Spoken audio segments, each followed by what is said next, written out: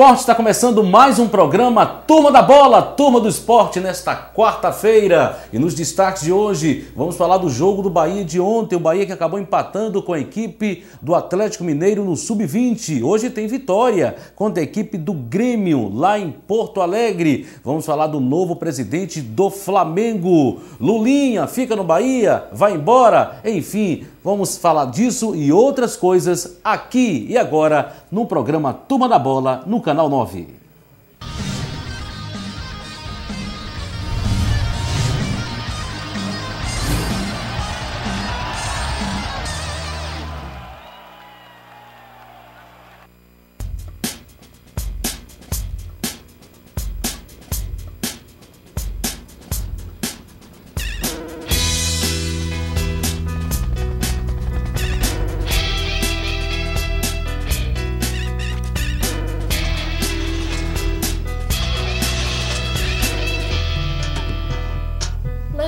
Precisa do Greenpeace. O Greenpeace precisa de você. Junte-se a nós.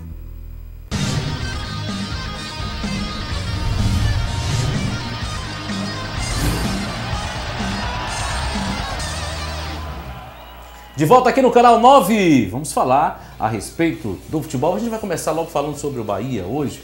O Bahia que jogou ontem contra a equipe do Atlético Mineiro, 1-1 jogo diante da equipe do Galo. Primeiro jogo, o Bahia tomou 2-0 no Independência também. E ontem, eu passei ontem no estádio de Pituaçu, ontem à noite, e muito torcedor do Bahia do lado de fora. O torcedor do Bahia foi, compareceu, mas eu estou aqui com Lula Pereira e também com Márcio Júnior, que vai falar do jogo de ontem. O Bahia ficou de fora, né, da Copa do Brasil, chegou a esperança agora, o Sport Clube Vitória, para representar a Bahia, pelo menos na final.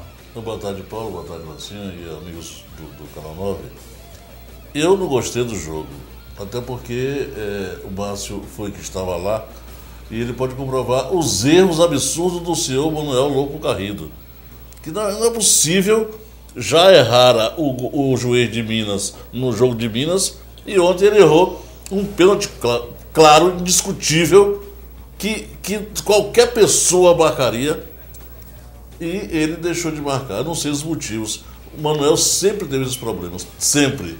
E eu não sei porque ele toda vez que ele marca um jogo de futebol, ele parece aquele cara, Roberto Lopes. Que apareceu mais no jogo. Sempre aparece mais do que o jogador. Agora é engraçado, né? Em Minas, o árbitro mineiro puxou pro Galo. Exatamente. E aqui o árbitro baiano puxou... É porque na verdade ele quis mostrar serviço, mostrar que ele não estava aqui para fazer casa pro Bahia. Então ele fez, olha, na dividida eu vou marcar pro Galo, que é para não ter problema para mim. Aparece mais lá fora também. Né? Que é para não ter problema para mim, para não dizer que eu puxei sardinha pro Bahia. Brasil todo, né? Vamos ver as imagens? Logo no começo, fogo no Bahia, né? Foi. Rafael. 7 minutos. E aí, Rafael... Gladiador de cabeça, tá com toda moral, viu? Fez o gol do Bahia. Agora, eu quando cheguei cedo, antes, a gente fez o programa ao vivo da Pituaçu, da Rádio CBN, eu vi lá os caras mexendo na iluminação do estádio, né? Nos refletores. No dia de jogo. Acho que o pessoal o pessoal da Sudesp tá com alguma má vontade com o Bahia. Porque no jogo contra o Náutico... Olha o gol que golaço, viu? De fora da área. No jogo do contra Bahia o Náutico, foi citado que teria obras... Mas tá escuro mesmo. Né? Foi citado que teriam obras de troca dos refletores. Foram trocados ali os refletores da onde ficam as cabines de imprensa e do outro lado iam fazer a manutenção ainda, ia trocar. Aí, em entrevista com o presidente da Federação Baiana, Edinaldo Rodrigues, tava aquela polêmica. Vão trocar no dia do jogo e não vai ter condições de jogo. Aí ele fez, olha, eu não tô sabendo disso. O que eu sei é que vai ter jogo e ponto final. Ponto. Só que assim, a Sudesp não podia deixar a manutenção pro dia seguinte do jogo? Podia ser hoje. Quer dizer que a empresa contratada para fazer a manutenção não poderia fazer hoje, depois um dia. Eu não entendo como a gente um dia só vai morrer, a empresa que veio de São Paulo não pode ficar mais um dia aqui para fazer a manutenção. Tinha que ser feita na terça-feira do dia do jogo, sabendo que tinha jogo importantíssimo, que é a primeira Copa do Brasil Sub-20 organizada pela CBF. É isso aí, olha o gol do Bahia. Eu acho que são certas atitudes. Eu, quando cheguei lá cedo, eu cheguei no estádio em torno de 1 da tarde e pude perceber, eu digo, peraí, dia de jogo, os caras estão mexendo, tirando o refletor, botando o refletor, inclusive o jogo teve que parar, né, por causa disso. E você percebe que a iluminação do estádio, você vê sombras ali. Mas ainda assim é muito melhor do que muitos campos do Brasil. Essa sim, mas a gente está falando de um estádio de excelência. O estádio Pituaçu ganhou o prêmio de melhor estádio do Brasil em 2010, 2011, o melhor gramado, o estádio que tem aquela questão da energia solar. Exatamente. Só que a gente não entende, né? Uma política estranha. Foram fazer um dia, Lula, será que atrasar a manutenção isso e também um não dia justifica vai... a questão do que o Bahia perdeu. Lógico, o Bahia foi incompetente. Mas o senhor Manuel Nunes Louco Garrido também brincou. Teve um pênalti, eu ele não vi brincou. a imagem do pênalti. Teve pênalti, várias faltas, ele inverteu. E parece que foi aquela questão. O Madison, o lateral que jogou ontem no Sub-20, mas já é do profissional, ele saiu, deu entrevista dizendo o seguinte: no jogo contra a equipe do Atlético Mineiro lá em Minas, o juiz, na dividida, era Atlético Mineiro. Eu não tô pedindo para ele inventar falta pro Bahia, não. Que ele marque pelo menos o certo. Mas todas as divididas ele dava Atlético Mineiro também. Por quê? E o Atlético jogava pelo empate, né? Assim, teve o o Bahia estava fazendo 1-0. O Bahia fez 1-0, depois teve um pênalti. E todo mundo que vive no futebol sabe disso. Você tá ganhando de 1-0, precisando fazer 2 para levar o jogo para os pênaltis. Você faz o segundo, é óbvio que você, psicologicamente, fica muito mais confortável e o seu adversário, psicologicamente, fica muito mais desconfortável e nervoso. O jogo poderia ter sido outro, totalmente diferente. O Bahia poderia ter feito até mais gols, inclusive. Mudaria, o Márcio, completamente a panorâmica do jogo. Primeiro, o Bahia fez 2-0, aí o Atlético ia partir para cima. E o Bahia estava melhor na partida. Exatamente. O Atlético obrigatoriamente tinha que partir para cima. O que acontecia? O Bahia jogava no contra-ataque. Sem contar que, a partir do momento que você vê um pênalti claro do jeito que foi aquele, e o juiz não marca, o jogador fica revoltado. Ainda mais garoto, que não tem a preparação psicológica ainda para lidar com esse tipo de situação. Então a arbitragem teve influência aí no resultado do jogo. Na minha opinião, o Bahia poderia ter já feito 2-0, ficar melhor, porque o gol do Atlético saiu no segundo tempo, não é isso? Porque não foi apenas um pênalti. Foi um pênalti claro, outro duvidoso, que tem lá suas dúvidas, diversas faltas que ele inverteu. Foi um claríssimo e o outro que é duvidoso. Fica na questão de critérios.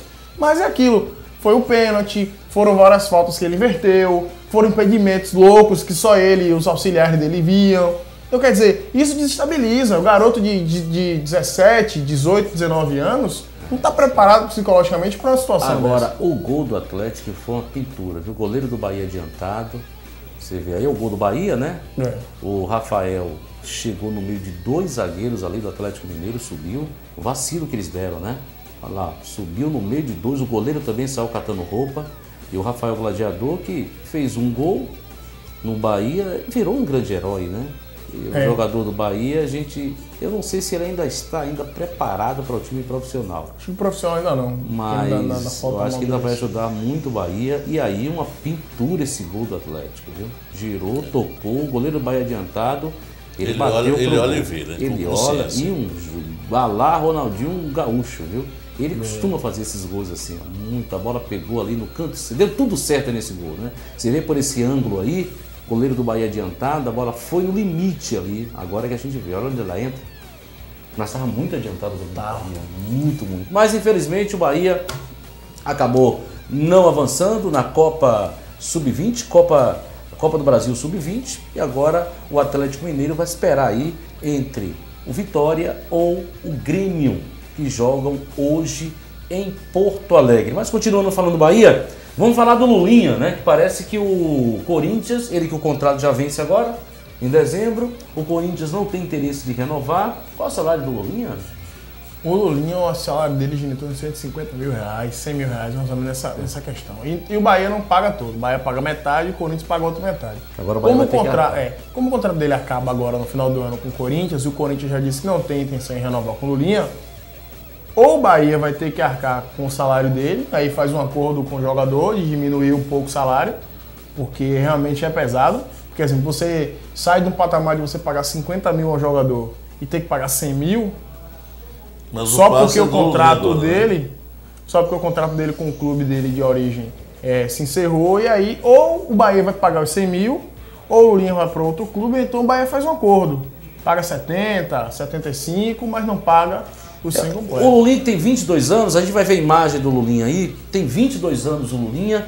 E foi a grande promessa que surgiu no Corinthians. Mas ele é um bom jogador, Lulinha. É um bom né? jogador. É. Ele, aos 22 anos, depois de estreia do futebol profissional do Corinthians, ano do rebaixamento da equipe paulista, o atacante Lulinha está com os dias contados no Parque São Jorge. Isso porque o contrato com o Alvinegro encerra dia 31 desse mês e não será renovado. Anteriormente, o Flamengo surgiu como principal interesse no futebol do atacante, porém, o gestor de futebol do Bahia, Paulo Gione, negou uma possível transferência do jogador para o futebol carioca. Eu acho que o Bahia deveria ficar com o Lulinha. Eu também. Eu acho que é melhor que muitos que estão aí. Lulinha, que inclusive que deu entrevista, dizendo que ele agradece muito ao Corinthians, é o clube do coração dele, mas no momento que ele subiu um momento conturbado da diretoria do clube e isso pode ter atrapalhado a carreira dele. Porque ele subiu um momento de total instabilidade da direção e do clube, não só da direção, do clube em si. A torcida pegando no pé, inclusive foi onde o Corinthians caiu. Né? Quer dizer, ele subiu uma total pressão. E aí ele depois surgiu na Copa São Paulo, daí foi a condição de titular. Agora, perdão aqui, Lula, ele entrou no Bahia, os momentos que o Lulinha entrou e eu vi, ele foi decisivo. Foi. Contra o Palmeiras ele foi decisivo. Eu acho que é um jogador que se encaixa bem no Campeonato Nordeste. Se encaixa bem no Campeonato Baiano.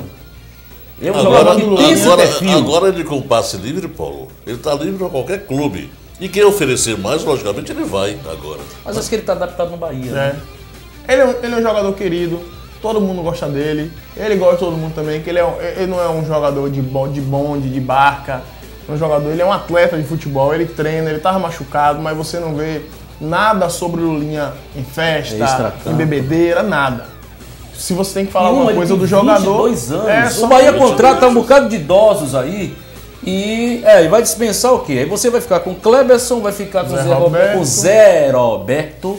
E o Zé Roberto não poderia ter colocado o Zé Roberto ontem, né? É o Zé Roberto. Pra ver se ele fazia um gol, né? Não tem como. O Zé Roberto, que é parente de Humberto, dos Berto. Mas ele é o Zero, não fez um gol. Aí o Bahia, com todo respeito ao Zé Roberto e aos outros jogadores com idade mais avançadas no Bahia, mas você dispensar um Lulinha de 22 anos e ficar com o Kleberson, ficar com o Zé Roberto, eu acho... O problema é que o Bahia fez um contrato com o Kleberson até 2014. Que também não é um mau jogador. Não é um mau jogador. Eu acho que ele ainda não encaixou no Bahia. Desses aí que ainda foi pode citado, Zé Roberto, Mancini, Kleberson, Caio César, que chegou também. Foi o que melhor jogou no Bahia, foi o Kleberson. Ele tem os problemas dele musculares, porque ele é bem magrinho. E por isso que ele se machuca, o Bahia ficou algum tempo parado. O Bahia anuncia que vai liberar Mancini, Caio César, Jefferson, eu acho um erro do Bahia. Pitbull não vai. O Jefferson não. O Bahia anunciou o Jefferson? Jefferson eu acho mais difícil. Eu acho mais difícil o Jefferson não vai sair porque tem contrato mais um ano. O Jefferson tem até 2014 o contrato de Jefferson. Como é que o Jefferson vai embora? Até o final de 2014. Se emprestar alguém. Eu não emprestaria o Jefferson. Eu gostaria que o Bahia desse a chance que ele não teve. Né? Porque ele jogou uma partida... Não, ele se machucou na pré-temporada. Exatamente. E aí depois jogou... Teve uma partida no Tuaçu que eu me lembro, quando ele voltou, que ele fez o papel daquele jogador que o Bahia correu atrás o ano inteiro. Aquele papel, aquele meia que faz a ligação. Que ele estava na direita, tocava a bola, ele corria para a esquerda, virava o jogo, ia para o meio, dominava, tocava. Claro, a questão dele ter ficado parado 7, 8 meses atrapalhou. Mas... quando ele teve um pouco de ritmo de jogo, antes dele sentir o músculo da coxa, porque quando o jogador se contunde do joelho, numa cirurgia que ele teve que fazer, que rompeu o ligamento, não é só o problema do joelho que ele vai ter. Porque quando ele voltar, ele vai perder aquela Agilidade. Não só agilidade, ele não vai ter a confiança de usar o joelho dele do jeito que ele usava. Então ele vai sobrecarregar outros músculos. E aí começa a ter os E problemas. aí começa a ter problema de músculo na coxa, músculo na panturrilha. E agora a pré-temporada, será que ele se recupera? Não, vamos ver, vamos aguardar isso. Olha, vou ao break e volto daqui a pouquinho para falar também do Esporte Clube Vitória. Vamos fazer um balanço também do Sub-20 do Vitória, que enfrenta a equipe do Grêmio hoje pela Copa do Brasil. Detalhes em instantes aqui no Canal 9.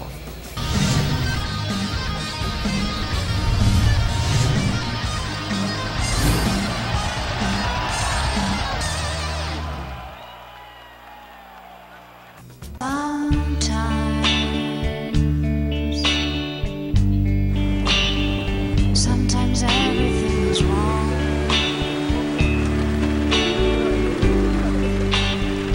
Now it's time to sing along. When your day is night alone.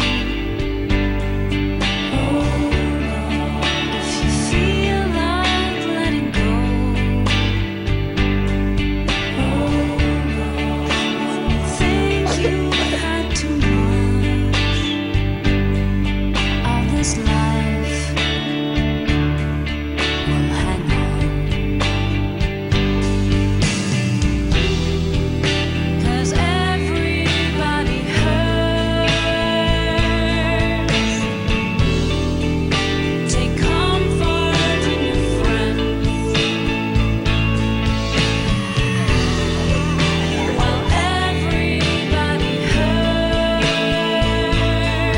Sometimes everybody cries, and everybody hurts. Hold on. Hold on. You are not alone. Sometimes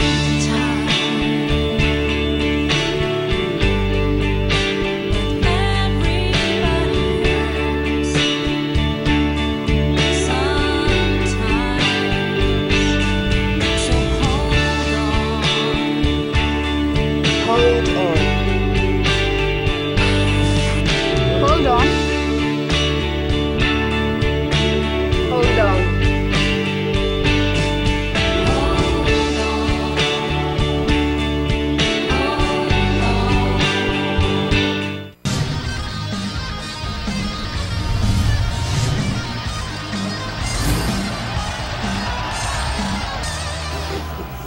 De volta aqui no Canal 9, segunda-feira teve os melhores do Brasileirão. Saiu um monte de jogadores aí. Ronaldinho Gaúcho foi, claro, o craque da galera, né? E merecidamente ele jogou muito, deu passes. A gente daqui a pouquinho vai ver as imagens.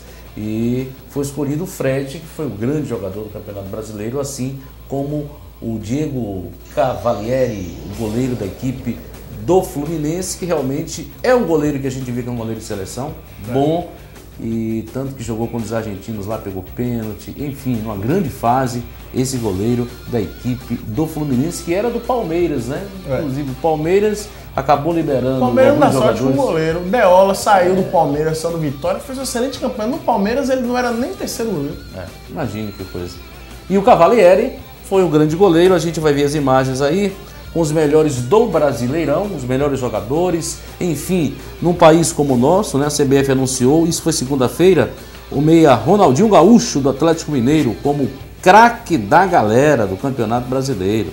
Aí a gente vê a apresentação, aí a festa, a dança da apresentação desse evento, né, que foi de premiação dos melhores do Brasileirão, foi realizado em São Paulo. R49, né, que deixou de ser R10 depois daquela confusão no Flamengo. O pessoal não entende que o R10 não é o nome e o número, é uma marca. É uma marca. Ele recebeu 38% dos votos populares e superou Wagner Love do Flamengo e Diego Cavalieri do Fluminense. Já Neymar, eleito um dos melhores atacantes do certame, também faturou o prêmio de gol mais bonito pela segunda vez, viu? Pela segunda vez o gol mais bonito. Foi o tento marcado contra o Atlético Mineiro. Da outra foi contra o Flamengo, né? Ele ganhou o prêmio. E ele está concorrendo ao prêmio Puskás, não é nem por esse gol, é por outro gol que foi Contra o foi Inter, contra o Inter, mas foi na Libertadores. Porque ele driblou meio time do Inter e ainda deu por E cobertura. Bernardo, Bernardo do Atlético Mineiro. do Atlético foi a revelação que disputou com o Gabriel do Bahia, você sabe, né? Não, o Gabriel disputou? Foi É uma lógico. revelação. E, pô, você não vai querer um time que estava disputando lá para não ser rebaixado e o outro foi vice-campeão. Tá aí as imagens dos jogadores do Fluminense, né? O Fluminense, né, que conquistou o maior número de prêmios, com 6 troféus. Você vê as imagens aí. Parabéns ao Fluminense, que ganhou no campo e um pouquinho no apito, mas ganhou. Foi campeão brasileiro. Aquele jogo contra o Bahia mesmo foi no apito. Mas foi um time mais preparado. Lulinha fez Contra o o gol. Náutico foi no apito, porque se aquela bola de ontem foi pênalti, contra o Náutico, pelo amor de Deus, o juiz não marcar aquele pênalti. E a gente vê as imagens aí dos melhores do Campeonato Brasileiro. E o futebol brasileiro, que é o futebol mais difícil. Tá aí o José Maria Marim. Ele pegou alguma medalha de novo? Da outra vez ele pegou, não foi na Copa, Foi na botou no Copa São bolso. Paulo. E- Foi o goleiro do Flamengo, não foi? Eu não sei, eu sei que Foi, ele foi voltou. esse ano, foi esse ano. Foi o goleiro do Flamengo que ficou sem a medalha, ele teve que devolver depois. E a imagem pegou tudo. E ele dizendo que não acontece. Dizendo que na imagem ali foi algo meio espírita. E aconteceu. Agora ele E podia aí fazer uma você medalha vê pra ele. as imagens. Agora é estranho, né? Você vê aqueles jogadores tipo todo de short, meião, camisa e paletó e gravata. Paletó, alguns com gravatas, outros não. Fica meio assim, os jogadores. A impressão que eu tenho é que eles ficam meio desnorteados, né? Né? A imagem, quando a gente vê hoje Bebeto e Romário como deputados de paletó e gravata, né? E falar em Romário tá criando muita polêmica Ele na sempre foi Câmara e ele tá querendo abrir uma CPI para investigar a CBF. Começou que é a meio- falar um monte de coisa, falar um monte de falcatrua que existe na CBF. Não, isso todo mundo sabe, né? Que sempre existiu, principalmente com um período de Ricardo Teixeira. Mas agora o José Maria Marim, que é político, a origem dele é político partidário mesmo, e você percebe que você tem. Agora sim, a avaliação que a gente faz é que há uma caça às bruxas, né? Você vê que todas as pessoas ligadas a Ricardo Teixeira começam a pedir por favor para sair da CBF, né? O Andrés Sanches foi um deles, dentre outros, né? E a gente vê aos poucos vai caindo ali o número de pessoas ligadas a Ricardo Teixeira na CBF. Parece que só quem daquela safra antiga só fica o Vigília Lício, né? Até agora. Até porque o cargo de Vigília Liz é um cargo mais técnico, né? Ele não envolve muito na Mas questão o que é que ele política faz? da O CBF. que é que ele faz exatamente, você sabe? As tabelas do campeonato, Tabela, né? da Aqueles vontade, confrontos, ele é o responsável. E por sinal foi bem feito. É. Ninguém fala nada, não. Sem Ele contar faz que ele bem fala feito. assim, ele colocou uma sequência de jogos difíceis pro Bahia, que é pra favorecer o grande. E se o Bahia tiver um grande momento no campeonato?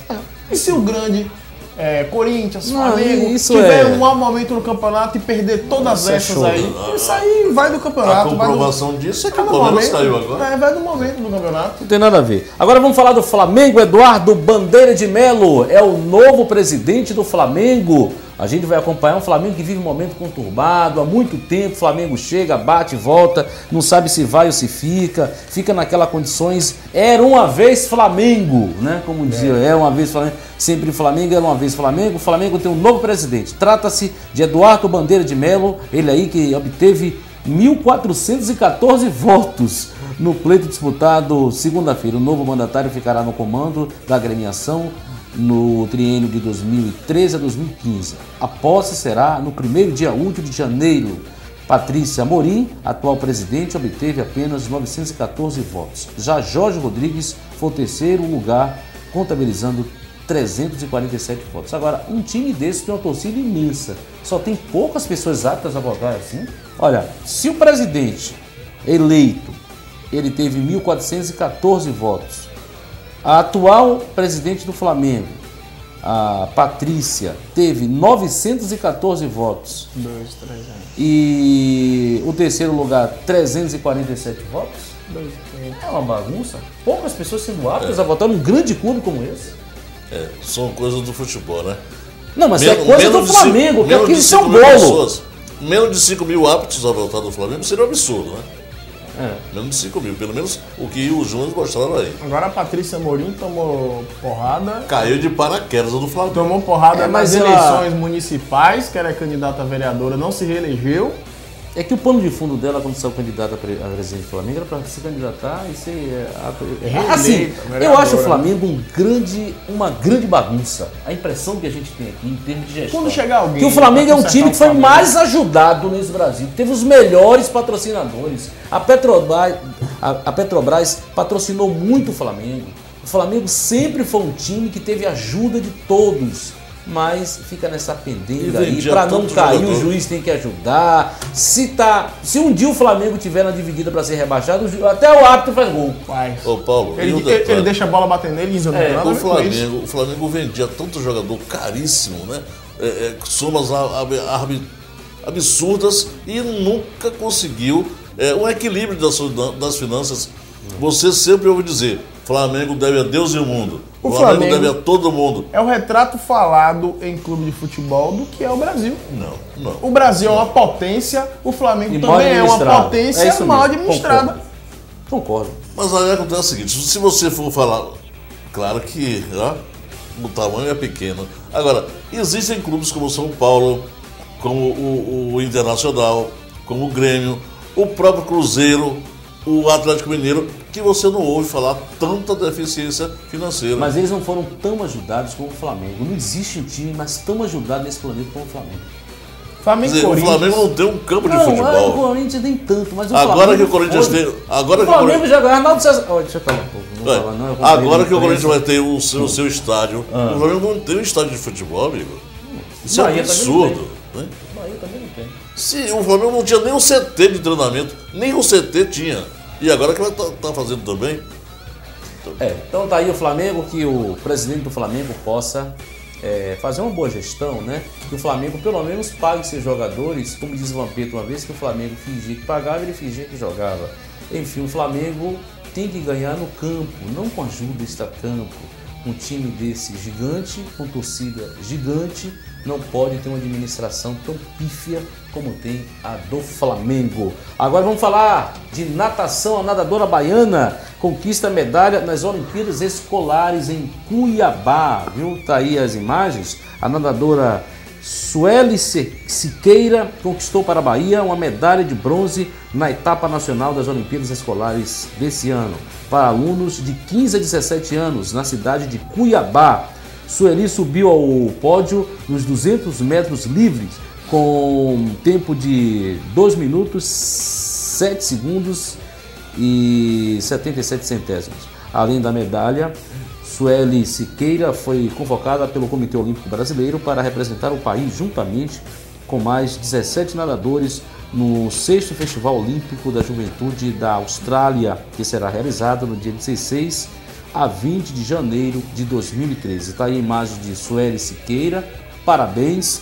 Mesmo com poucos incentivos, a gente tem atletas baianos que conseguem sobreviver, né? Inclusive fizemos matéria com ela aqui, a Viviane, e ela falou as dificuldades que tem de poder treinar, né? Você vê que ela estava treinando no mar, aí na praia. Totalmente O diferente. diretor, Totalmente diferente. o diretor da Sudesb, Ah. que levou esse grupo para lá, veio aqui, fez matéria conosco e disse o seguinte, que a Sudesb tem um orçamento, por exemplo, de 600 mil e os outros estados 2 milhões, 3 milhões, 4 milhões. E outra coisa, o ônibus, foi de ônibus, né? Foi de ônibus todo mundo. E Márcio perguntou pelo uniforme completo que o moletom, a camisa, não tinha. Só a camisa, né, Márcio? É só a camisa. Só a camisa que eles conseguiram levar. Eu não tinha calça, aquele conjunto bonitinho, para representar a Bahia. Né? Foram 150 atletas, estudantes, perdão, e que representaram muito bem. Desses 150, sem a menor ajuda do mundo, quer dizer, ajuda de nada, nada. Só tem o patrocínio. Conseguimos um atleta de pouco. Quer dizer, outros teriam a mesma sorte se tivéssemos incentivo, algum incentivo. É uma vergonha como o nosso estado ele não investe no atleta, né? Mas ele disse aqui, não tem investimento ele disse na aqui que escola. nos próximos 5 anos, Paulo, por favor, ouça com atenção, nos próximos 5 anos teremos já uma nova dinâmica no futebol amador da Bahia. No futebol? No futebol não, no esporte amador da Bahia. Esporte de quadra, piscina e essa coisa toda. Porque o nosso esporte de quadra está fadado a acabar. Aliás, o esporte amador na Bahia, parabéns, Sueli, enfrentando toda invisibilidade, né? Principalmente do poder público. Mais cedo, estado. Paulo, eu estava assistindo um vídeo aqui, duas crianças lutando taekwondo. E assim, não era uma luta violenta, porque as crianças mal se tocavam. Mas é aquela questão, incentivar o garoto no esporte desde pequeno. E quando você incentiva o garoto ao esporte, você tira ele das ruas, você tira ele do tráfico, você tira ele das drogas, você ocupa a mente dele, você mostra a ele um caminho. Óbvio que isso não foi aqui no Brasil. Lamentável, é lamentável. A gente sempre fala aqui, é chover no molhado quando a gente fala a respeito do esporte na Bahia, o esporte amador e as Olimpíadas Escolares. Inclusive, teve uma matéria que passou sobre aquela menina lá de Ubaíra, que a Viviane fez, que ela corria descalça. Sim. E ela chegou lá, arrebentou. E a gente vira a cara de pau dizendo que ia dar sapatilha pra menina, né? Mas não deram, não. Não deram sapatilha pra menina. Aí vem aqui, blá blá blá. Aí a gente não pode falar muita coisa, senão, né, você não é amigo do rei. Mas vou ao break e volto daqui a pouquinho para falar do Vitória. O Wellington tá indo pro Cruzeiro. Detalhes em instantes aqui no Canal 9.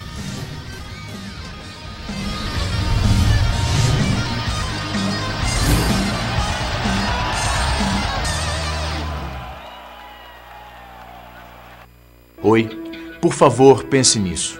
A cada ano, 5 milhões de crianças morrem de desnutrição com menos de 5 anos de idade. E 500 mil morrem de sarampo. Por isso, nesse momento, as equipes de Médicos Sem Fronteiras estão salvando vidas em mais de 60 países, levando ajuda médica às pessoas que mais precisam. Médicos Sem Fronteiras é uma organização humanitária independente de poderes políticos e econômicos que atende vítimas de tragédias como fome, guerras, epidemias, terremotos e tsunamis. Para milhares de pessoas, Médicos Sem Fronteiras é a única esperança. E tudo isso só é possível graças à ajuda de pessoas como você. Seja doador de Médicos Sem Fronteiras.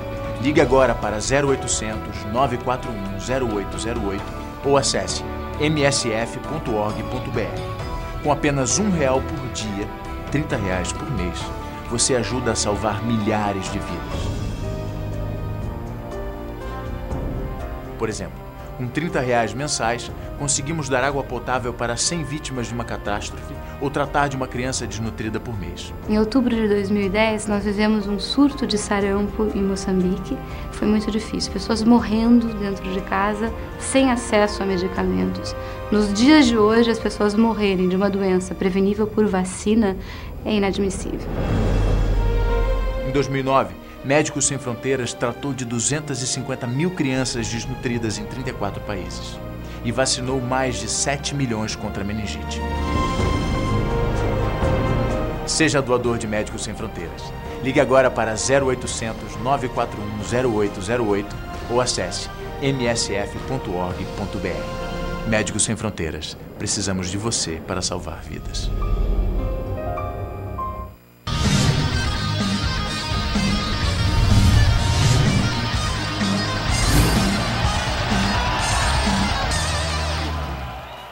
Estamos de volta aqui no Canal 9, eu, Lula Pereira e Márcio Júnior. Vamos falar agora do Wellington, ex-jogador do Vitória, polêmica quando saiu do Vitória, acabou brigando com a direção do Vitória, com alguns dirigentes, e principalmente com o Raimundão, né? A gente chama de Raimundão, uma figura que inclusive a gente gosta bastante, lá que é diretor de futebol do Esporte do Vitória. Ele saiu, xingou inclusive, dizendo que era mau caráter, estava muito chateado, mas o Wellington foi para a equipe do Cruzeiro, acertou o contrato, a gente deseja muito boa sorte para ele. Tem serviços prestados à equipe do Vitória, mas infelizmente o Wellington está aí na equipe do Cruzeiro. A gente espera que ele tenha sucesso lá, né? Como teve com o Vitória. Eu acho ele um bom jogador. Muito bom jogador. Eu acho que da posição dele aqui no Nordeste não tem similar. Para mim, ele é o melhor jogador nessa posição que existe no Nordeste todo. O Vitória também colocou a safra de volante também. Tem um volante no Sub-20 vai jogar hoje, Edson Magal, que é um jogador parecidíssimo com o Wellington nas características. Ele bate muito bem na bola, é também muito pegador e é aquele jogador estilo Wellington mesmo, não desiste, Esse daí é o corre Nino, o jogo né? todo. Esse é o Nino, né? É, isso aí. Esse é o Nino. Agora um detalhe, Paulo, até hoje eu queria saber o que houve realmente com o Vitória no segundo turno. Falou-se muita coisa, não se disse nada, né? Escondeu-se tudo debaixo do tapete e o Vitória quase perde a classificação para a Série A. E o Vitória vai ter que montar um time quase todo agora para o Campeonato Brasileiro, né? Fala-se em Silas como novo técnico do Vitória. Tinham anunciado isso agora que já assinou com Marcelo Oliveira com o Cruzeiro, e o Vitória precisa reagir logo, porque hoje E o Chamusca? não é um técnico para o Vitória na Série A. Silas também eu acho que não seria um bom técnico. Também eu acho que não. O Silas também não seria um... A grosso modo, assim, de lembranças, qual seria o nome que você poderia sugerir se você fosse um empresário ou dirigente? técnico para o Vitória. Sim. Tem o Márcio Araújo aí disponível também. O Márcio Resta Araújo. saber se ele vem. Mas Poderia ser um técnico também para o Esporte Clube Vitória. Enfim, o Vitória precisa automaticamente dar uma resposta imediata. Eu gostaria que o PC Guzmão ficasse com a Vitória. Aí tem o Deola. Agora falando, você falou que o Vitória vai ter que reformular o elenco todo. O Deola provavelmente vai voltar para o Palmeiras. Porque o Palmeiras dispensou dois goleiros. O Pedro quem pode entrar nessa negociação com o Wellington, eu não sei. Mas eu acho que não, viu? Porque o Wellington já não tem vinculação nenhuma com o Vitória. O contrato do Wellington acabou. A questão dele com o Cruzeiro é ele. Pronto, o Vitória não tem nada a ver mais com ele. Chamado passe na mão. Né? Ele acabou do Vitória, ele vai para onde ele quiser, independente do Vitória querer ou não. Agora um detalhe, se o Palmeiras não contratar Dida, que a intenção do Palmeiras é Dida, ele vai pegar de volta o Deola. Dificilmente seu Dida, porque a dinâmica da Série B é diferente da Série A.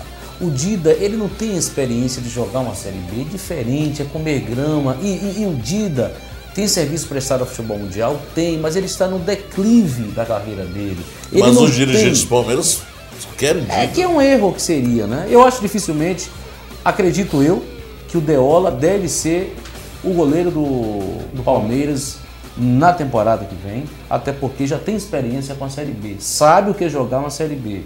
E o Palmeiras precisa subir. E o Palmeiras vai jogar a Libertadores. Agora a questão do Palmeiras em contratar a Dida é justamente a Libertadores. Que Dida tem uma carreira internacional, já é um jogador mais experiente, pode contar com o Dida na Libertadores. Agora, mas a Libertadores é um tiro curto. Já o Campeonato Brasileiro são 38 rodadas e o Palmeiras vai rodar 54 mil quilômetros. Se o Palmeiras for campeão da Libertadores, mesmo que com o Dida, mas acaba o Campeonato da Libertadores no meio do ano. Daí em diante, o Dida vai ter que comer grama na Série B. Mas tem o Campeonato Paulista. Não, mas eu tô falando assim, se tá contratando o Dida pensando na Libertadores e não na Série B, a Libertadores acaba no meio do ano. Vai ter que contratar outro goleiro se não quiser usar o Dida na Série B. É uma competição de tiro curto, né? O Palmeiras pode ser eliminado na primeira fase, pode nem ser classificado. Que é difícil, vai encontrar times tradicionais, né? O elenco do Palmeiras, primeiro, o Palmeiras vive um dilema. Porque a diferença, torcedor, é se montar um time para a Série A, outro para a Série B, que também é diferente da Libertadores. Porque o ritmo, a dinâmica do futebol brasileiro de Série A é diferente da Sul-Americana, dos times sul-americanos. A mesma coisa a Série B, enfim, o Palmeiras vai ter que achar um equilíbrio entre as competições, que é o Campeonato Paulista, o Campeonato Brasileiro, a Sul-Americana. Então... a gente vê os clubes argentinos, quando jogam o Campeonato da Libertadores, é a mesma correria que tem no Campeonato Argentino. E ganha justamente por causa disso. Mas vamos falar do Sub-20 do Vitória. Os meninos do Vitória já em Porto Alegre ganhou o primeiro jogo em Salvador 1-0 e agora tem a chance, né, de representar a Bahia. Os meninos do Esporte Clube Vitória, que decide hoje à noite contra o Grêmio uma das vagas das semifinais para a disputa do título da Copa Sub-20, Copa do Brasil. O jogo será no estádio Paço de Areia, em Paço de Areia, na Grande Porto Alegre, às 8h30, horário de Brasília, 7h30, horário aqui de Salvador. E o rubro-negro baiano, que venceu aqui na capital o adversário gaúcho por 1-0, o jogo com vantagem no empate para chegar à final da competição. Os dois finalistas da Copa do Brasil Sub-20, promovido pela CBF, garante 2 vagas para representar o futebol brasileiro na Taça Libertadores da América da categoria no ano que vem. Vitória aí, uma boa sorte. Agora foi um frango desse goleirão, viu, amigo? Foi uma ajuda, tomara que ele ajude de novo, né? Agora Aí um o detalhe, Vitória- o Vitória é fortíssimo, viu? Muito forte. Eu acredito que se o Vitória passar Agora, pelo o Grêmio aí, ó. vai ser campeão. Porque Tirando o Atlético esse Mineiro- gol aí, foi um jogo meio encardido, meio Se o equilibrado. Vitória passar pelo Grêmio, ele fatalmente vai ser campeão. Não é desmerecendo aqui do Atlético Mineiro, mas o Vitória é muito mais time do que o Atlético Mineiro no Sub-20. Isso se O Atlético arbitragem Mineiro nossa- tem aquele 10 aqui que fez, foi o Paulinho, se não me engano, que fez aquele golaço ontem. Tirando, marcando bem, pegando o Edson Magal, que eu citei na estante, que poderia ser um bom substituto pro Vitória no profissional. Botando Mas o o Edson Vitória- Magal o na Vitória cola joga- desse 10, um Vitória abraço. joga aí com o Willi. Você vê o goleiro espalma a bola pra dentro, né? Olha lá, chute, a bola vai. Quicou na Mansur, frente né? dele, né? Ele Ele foi, perdeu o espalmou pra dentro. O Vitória tem Não, aí. porque geralmente a gente entende que o goleiro, quando ele bafa uma bola dessa, ele bafa para amortecer a bola. E ele não espalmou a bola pra dentro. Aí o Mansur chutou. E teve se ele sorte. espalma pra frente, Mas ele a também toma. bola foi forte, viu? Não, foi Reconheço. forte, mas a bola era dele. O erro foi dele ali. Foi dele. Ele caiu antes da bola chegar. Exatamente. E aí tomou o kick. Agora, o time do Vitória tem um reforço de Arthur Maia, de Willi, Mansur. de Mansur. O Léo joga? Não sei. Acho não. Acho que o Léo não joga. E o Leilson. Arthur Maia joga, Arthur Maia joga. O Maia tá jogando. O Leilson joga. o Willi joga. O Willi Willi joga, Mansur joga. Então Quer a dizer, base profissional do Vitória toda. É por isso que eu Exatamente. disse, se o Vitória passando pelo Grêmio, fatalmente ele vai ser campeão, porque o Atlético Mineiro, marcando o 10, que fez aquele golaço ontem contra o Bahia, o Paulinho, botando o Edson Magal na cola dele, um abraço. O Atlético Mineiro perde a força ofensiva, porque ele que arma jogadas, tudo começa nele, naquele 10, tudo começa nele. Marcando ele de direitinho, não deixando ele levantar a cabeça, trabalhar o jogo do jeito que ele gosta, já foi, acabou o Atlético Mineiro. E a gente vê as imagens aí da. E o Vitória passando por ele vai ser, logicamente, vai representar o Brasil na Libertadores Sub-20 também. E o Mansur, inclusive, citou na semana passada, quando o Vitória venceu o jogo, que seria um grande feito pro Vitória, não só em termos de base, porque seria o Vitória participar da Libertadores pela primeira vez na história. Tem um representante. Inclusive, citando o profissional, primeira vez na história que o Vitória Parece seria que classificado também é a na primeira Libertadores. Libertadores Sub-20 que vai acontecer. Não, É, a vai primeira acontecer sub-20. do Sub-20. Exatamente. E aí a gente deseja boa sorte ao Esporte Clube Vitória. Hoje, né, a gente tem que ter pelo menos 2 baianos. Agora sim, de uma certa forma, a divisão de base da Bahia está à frente do Brasil, porque colocamos 2 times Cresceu lá. muito, viu, Paulo? Colocamos 2 aqui. O Bahia já participou da final da Copa São Paulo de Futebol Júnior. E agora chegou 2 times aí, entre os 4 melhores times do Brasil, são 2 baianos. Então é um mineiro, um gaúcho e 2 baianos.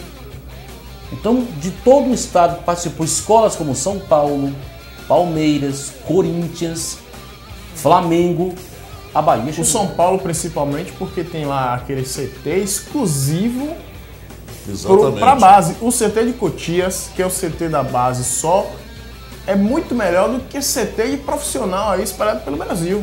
É muito mais estruturado do que vários CTs de profissional no Brasil, que é específico para a base no São Paulo. E hoje temos as melhores bases do Brasil. Inclusive, o presidente Juvenal Juventus do São Paulo, nesse ano, quando o São Paulo não chegou nem à semifinal da Copa São Paulo, acho que ele foi eliminado logo no jogo seguinte, depois da primeira fase. Ele disse que era um absurdo, era o maior investimento de base do Brasil, era do São Paulo. Eram 10, 9 milhões de investimento na base para ele ser eliminado no segundo jogo, no primeiro jogo depois da primeira fase. como é o futebol, né? Ingrato, né? Você tem uma estrutura como o São Paulo tem, um time ser logo eliminado, você vê equipes que tem... Apesar de ter aquelas equipes só de empresários, né? Que o empresário pega o jogador e joga e só usa o nome da equipe para poder botar alguns jogadores. Agora, de antemão, torcedor, tanto do Bahia como do Vitória, a gente tem que parabenizar a nossa base, tanto do Bahia como do Vitória. Chega ao final de uma competição entre os 4 melhores clubes do país. Então, está entre as melhores divisões de base do país, o Bahia e o Vitória, que chegou em condições. O Bahia não venceu, teve aquele problema lá em Belo Horizonte, o Bahia não jogou bem, numa noite que o Bahia não teve bem, ainda teve aquela questão da arbitragem que influenciou isso, tanto lá em Belo Horizonte, na Independência, como ontem em Salvador, mas a gente tem que parabenizar essa garotada que fez uma bela campanha, e o Vitória hoje carrega aqui o nome do nosso estado. A gente sabe que o Vitória é o time, eu acho que o mais preparado hoje para vencer essa competição, e a gente tem um representante nosso lá na Sul-Americana ou na Libertadores, e quem sabe, né, levantar esse caneco lá também. Olha, Paulo, o Vitória é tão bom que no time que joga hoje já tem 5 jogadores titulares do Vitória. E agora o Vitória pode colocar mais ainda, né? O Bahia usou quanto do time titular? O Bahia usou o Rieder, foi contratado, figurou no banco de reserva, mas não chegou a fazer nenhuma partida profissional, mas esteve no banco de reserva. Usou o Magno, usou o Madison, o Rafael, que fez o último gol do Bahia no Campeonato Brasileiro da Série A. Mas não era titular do Bahia, né? Diferente do Vitória que tinha... O Willi é titular, o Mansu é titular. O Arthur Maia figura bastante também, já jogou algumas partidas da Série B também. Quer dizer, a equipe do Vitória, se tratando dessa questão de ser titular do profissional e titular do sub-20, está muito mais preparado que o do Bahia. Eu acho que o Vitória usa justamente jogadores que já estão no profissional. Diferente do Bahia, que só usa basicamente a sua base mesmo. Mas acontece o seguinte... Agora imagina que será o ano que vem. Exatamente, justamente isso. Esse ano o Bahia tem pelo menos 5 jogadores titulares no time de cima. Ítalo Melo, Madison, Lenine e o Rieder é um bom jogador. E o Talisca também. E o Talisca. São 5 jogadores. Eu, particularmente, não gostaria de ver o Talisca o ano que vem. Ainda o Talisca tem 17 anos.